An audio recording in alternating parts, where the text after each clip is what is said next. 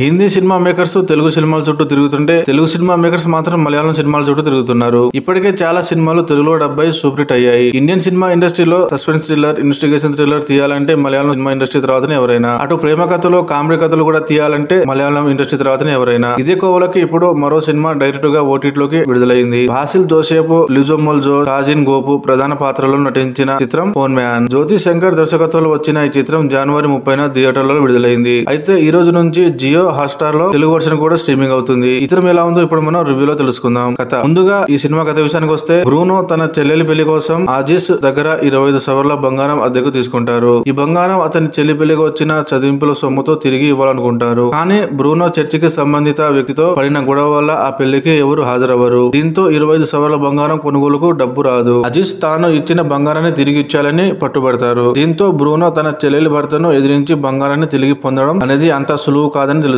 ఆ తర్వాత ఏం జరిగింది, ఆజిస్ ఏం చేశారు, తన చెల్లెలి భర్తను ఎదిరించారా లేదా, చివరికి బంగారం చేతికి వచ్చిందా లేదా, ఈ విషయాలు తెలియాలంటే ఈ సినిమా ఖచ్చితంగా జియో హాట్‌స్టార్ లో చూడవలసింది. ఎలా ఉందంటే, దర్శకుడు జ్యోతి శంకర్ ఎంచుకున్న పాయింట్ చాలా చిన్నదిగా కనిపించినా దాని లోతు అద్భుతంగా ఉంది. నిజంగా ఈ కథను మలయాళ చిత్ర దర్శకులు తప్ప మరెవరూ తెరకెక్కించలేరు అనిపిస్తుంది. ఈ విషయం మనకు సినిమా చూసినా స్పష్టంగా కనిపిస్తుంది. ప్రతి పాత్ర ద్వారా ఒక నీతి కథను ఎంచుకున్నారు దర్శకుడు జ్యోతి శంకర్. తల్లిగా ఉన్న పాత్ర ద్వారా మధ్యతరగతి మహిళల మనస్తత్వాన్ని, బ్రూనో క్యారెక్టర్ ద్వారా చేసిన తప్పు కుటుంబానికి ఎలా శాపంగా మారుతుందో, ఆడపిల్లలు ఇష్టపడకపోయినా కుటుంబం కోసం తలవంచి పెళ్లి చేసుకోవాల్సి వచ్చినప్పుడు వారు ఎదుర్కొనే ఇబ్బందులను తన చెల్లెలి పాత్ర ద్వారా చూపించారు. అంతేకాదు, కష్టాలను ఎదిరించి పోరాడాలి అని ఆజిస్ పాత్ర ద్వారా ఒక ముఖ్యమైన సందేశాన్ని అందించారు ప్రేక్షకులకు. అంతేకాకుండా బాసిల్ మరియు షాజిన్ల మధ్య జరిగే చిన్నపాటి పోరాట సన్నివేశంలో శరీర సౌష్ఠవానికి, సంకల్ప బలానికి మధ్య ఉన్న తేడాను అద్భుతంగా ప్రతిబింబించారు. ఫోన్ మ్యాన్ చిత్రంతో ఒక రచయితగా, దర్శకునిగా జ్యోతి శంకర్ 100% విజయాన్ని సాధించారు. ఈ మొత్తం ప్రయాణంలో కమర్షియల్ హంగులకు మించిన కథాంశాన్ని ప్రేక్షకులకి అందించడంలో సక్సెస్ అయ్యారనిపిస్తుంది. మొత్తం మీద ఈ సినిమా చూసిన ప్రేక్షకులకి కొత్త అనుభూతి అయితే కలుగుతుంది. ఎవరెలా చేశారంటే, తాను నమ్మిన సిద్ధాంతం కోసం ఎంత దూరమైనా వెళ్ళగల ఓ సాధారణ మధ్యతరగతి వ్యక్తిగా బాసిల్ నటన చాలా మందికి ఆవేశము, అనుభూతులను కలిగిస్తుంది. లిజోమోల్ జోస్ పాత్రకు డైలాగ్స్ తక్కువగా ఉన్నా అతని చిన్న చిన్న ఎక్స్ప్రెషన్స్ తోనే చాలా సన్నివేశాలను అద్భుతంగా పోషించారు. ఒక వ్యక్తి పూజ కారణంగా తన కుటుంబాన్ని కష్టాలకు నెట్టి యువకుడిగా దీపక్ పరంబోల్ ప్రదర్శించిన నటన చాలా బాగుంది. ఆవేశం ఫేమ్ షాజిల్ గోపు పోషించిన సగటు మధ్యతరగతి